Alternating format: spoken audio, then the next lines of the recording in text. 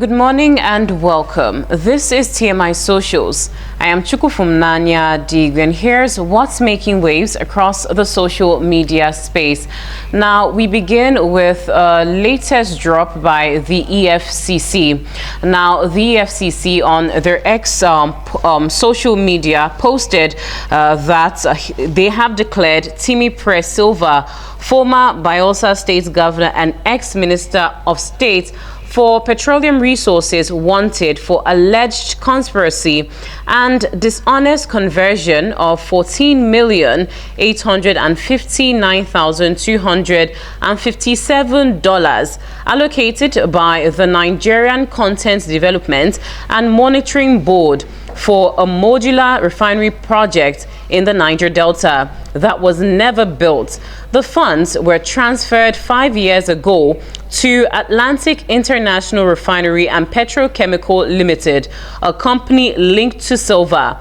Sylva's representatives described the move as a political attack and state that he plans to return from abroad to address the allegations amid ongoing House of Representatives probe into broader NCDMB allocations. Now, as we've seen over time, the EFCC come out to declare and probe certain government officials. This is not any different. And as you know, there are social media reactions as regards this particular story. Now, let's get to see how the social media space is reacting. This commenter says, "You guys should breathe in and out because there's nothing you would do as usual. Where is Yahaya Bello? Where is Tompolo?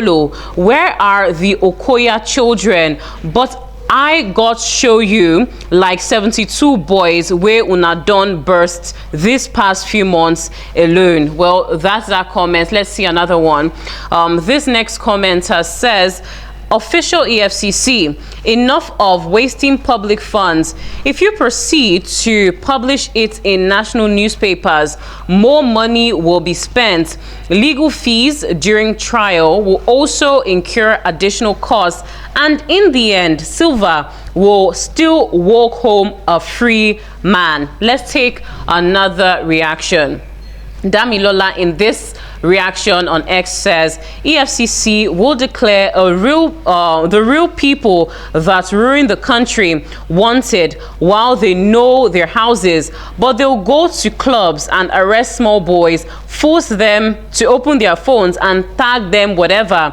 We know who you people are. Just like Yahaya Bello case, they'll keep adjourning." Let's see another comment. This comment says, "The people with Nigeria as a country is the problem with Nigeria as a country is the fact that our leaders are not sincere and honest. They've been rumors in town that this man was funding coup that alhamdulillah was foiled. Now EFCC declaring wanted. Can they just be straight and honest with Nigerians?" Let's see the final comment on this EFCC probe of former Bayelsa State Governor Timipre. This commenter says, "So much to unwind.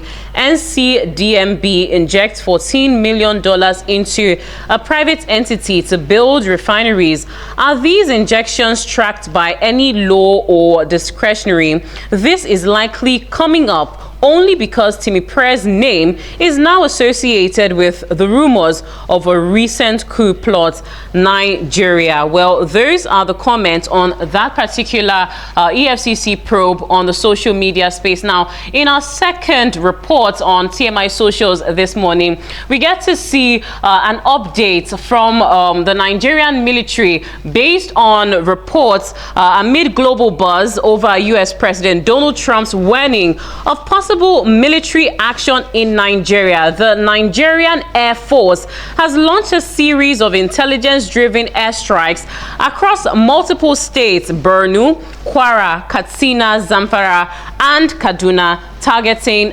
ISWAP and bandit strongholds. The coordinated operation, codenamed Hadin Kai and Fansam Yama, reportedly neutralized dozens of terrorists and destroyed logistics hubs in the Lake Chad Basin. Officials insist surveillance minimized civilian risk, but online, Nigerians are skeptical, demanding proof and recalling past errant strikes. Social chatter suggests the timing isn't coincidental, with many speculating that Abuja's intensified offensive is a show of sovereignty in the face of Trump's recent invasion threats and growing U.S. pressure. Now, there's a lot of buzz on social media about this. Let's get to see the social media comments on this strike by Hadin Kai on certain terrorists. Daniel Rega says in his comments, then how come many terrorists are still bold enough to hold public meetings and continue to attack across the nation? Another comment on this post says, if you probe well, you might discover that they accidentally bombed a village harboring 0 terrorists. They do this all the time. Let's see another netizen. This netizen reacts. All of a sudden, they now know how to wipe out terrorists. Trump is wonderful. The fear of Trump naming sponsors of terrorism in the government is also playing a big role. The final comment on this story now. This comment says, and you couldn't post one single picture of a killed terrorist.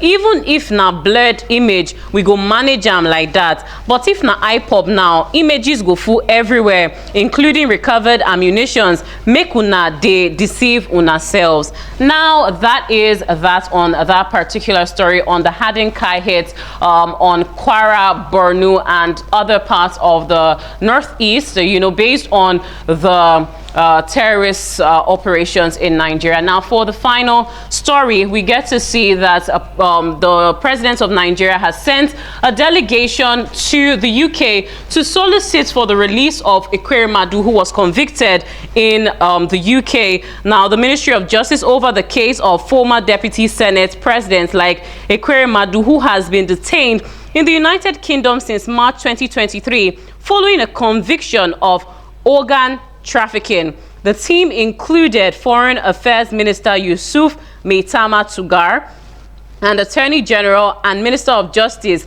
Lateef Olasunkanmi Fagbemi SAN. They were received at the Nigerian High Commission in London by Acting High Commissioner Mohammed Maiduguri. Now, Nigeria is reportedly seeking a review of Ekweremadu's 9-year, 8-month sentence, possible prisoner transfer, or other humanitarian relief under UK law. Now, this one is something that's buzzing on social media because a lot of people cannot fathom how someone that was convicted in the UK for for organ harvesting, you know, they're now sending these high-standing officials of the Nigerian government to the UK to solicit for him. Now, the social media space, like I did say, is buzzing. Let's get to see what people are saying about this. Now, for the first comment, it says, this country might actually not get better. The Nigerian government is sending her highest officials to plead for a convicted criminal because he's one of theirs. What do you mean he was detained? He is a criminal serving time. Fix the justice system back home. Let's see the next comment.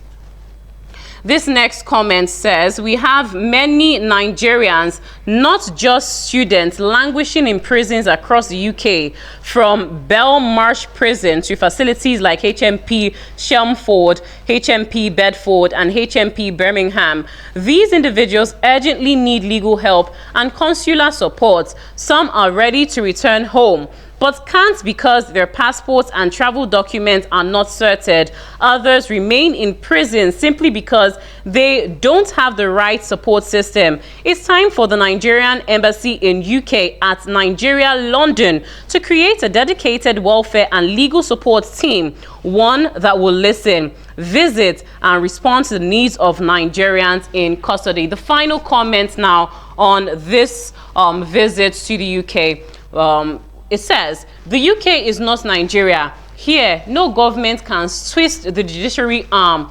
Don't these people realize this case is firmly in the UK public interest? The man must serve his full sentence behind bars before any talk of deportation even begins. Justice doesn't bend to pressure here. Well, those are the comments on the visit of these high-standing officials to, the UK to secure the release or possible, lightening of sentence of Ekweremadu on his conviction.